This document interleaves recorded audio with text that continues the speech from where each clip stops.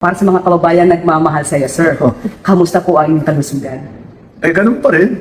Yun na nga, I'm struggling kasi ayoko tumaba ulit. Nawala na yung taba ko, baka babalik. So that's what I'm taking care of. But I want to, magpapasalamat naman ako sa mga nag-aalala sa akin. Huwag niyo pong masyadong siniseryoso. Alam mo naman ang social media, palabiro yan eh. At wala po tayong problema.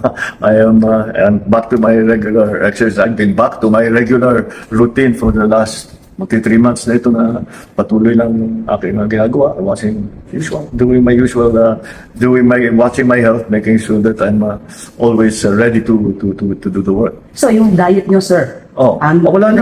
okay na po? Wala nang bawal. Matagal na muna na. More than 1 month na ako walang bawal. Actually, wala naman talagang bawal. Marami lang suggestion, iwasan mo itong dito, iwasan mo yung masyadong mantikain, pero wala na yun. Hindi ko na masyadong iniisip na yun.